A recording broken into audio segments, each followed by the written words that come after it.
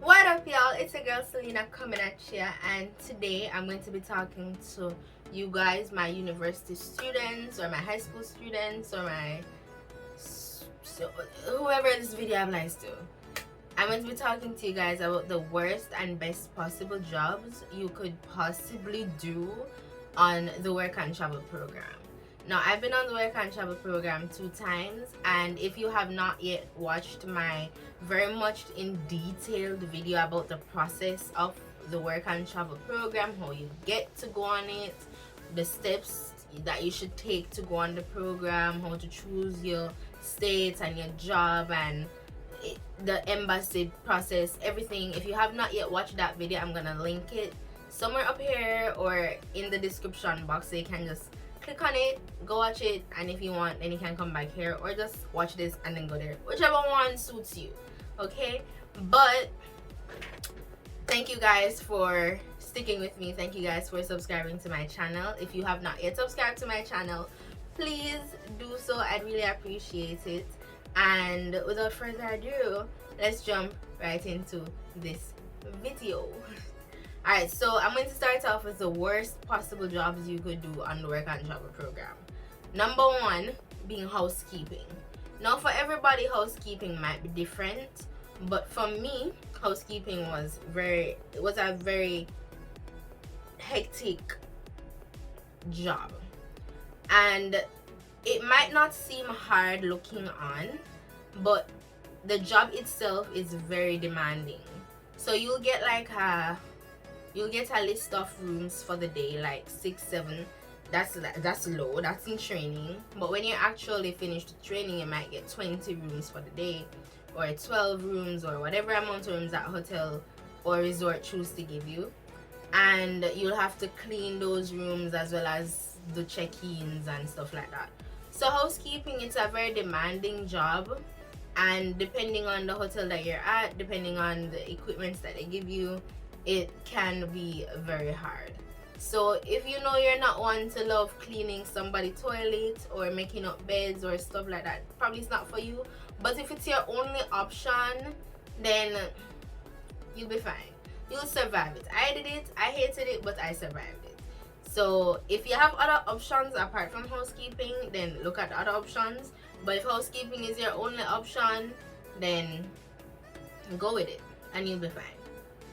The other worst possible job you could do on work and travel is groundskeeping. So when I say groundskeeping, I mean you have to pick up trash off the floor, or you have to like spray water on the asphalt in the early morning to like remove the dirt.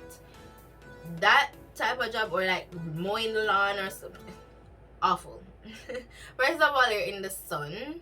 That's enough for you to be like, no, I don't want this job. But first of all, you're in the sun, it's hot, and then you're like, if you're picking up trash, you have to be bending down to pick up the trash.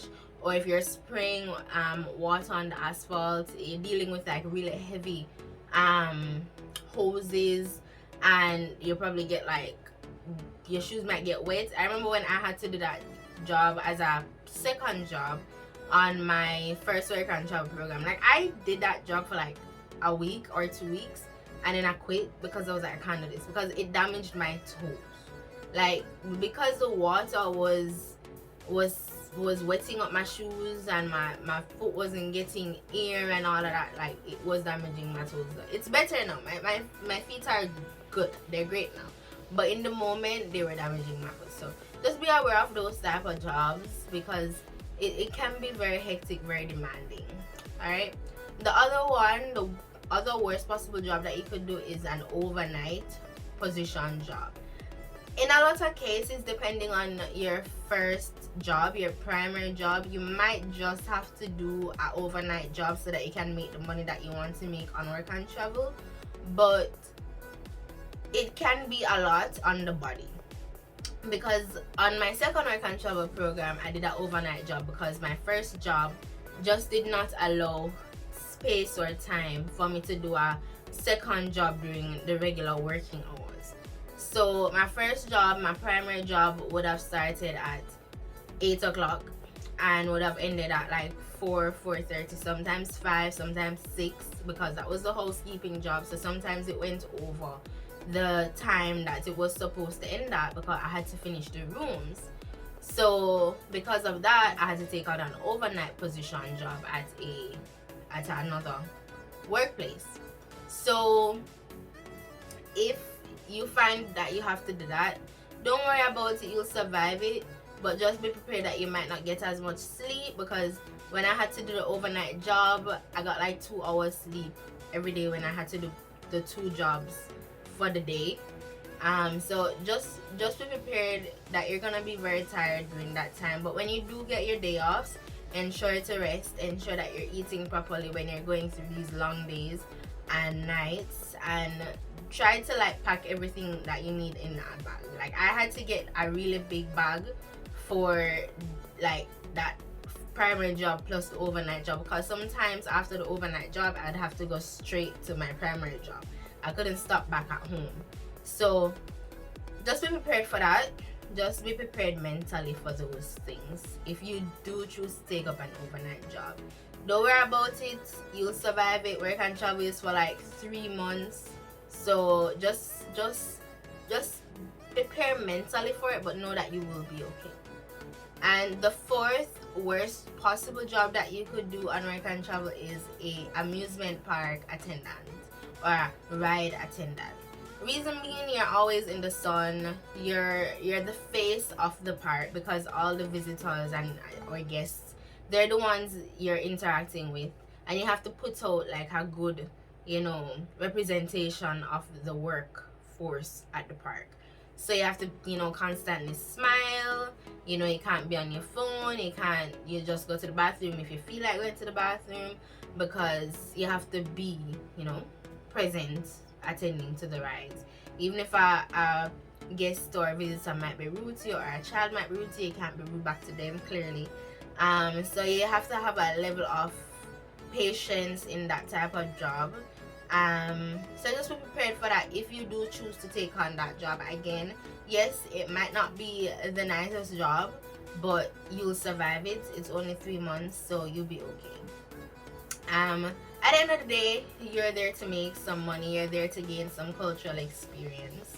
So even though these 4 things that I just named before are possibly the worst jobs you could do on work and travel, as long as you're making that money, just go into those jobs mentally prepared. Like, okay, I know it's not going to be easy, and I know it's not going to be fun, but I know the goal that I have, so I'm going to carry it out as best as I can.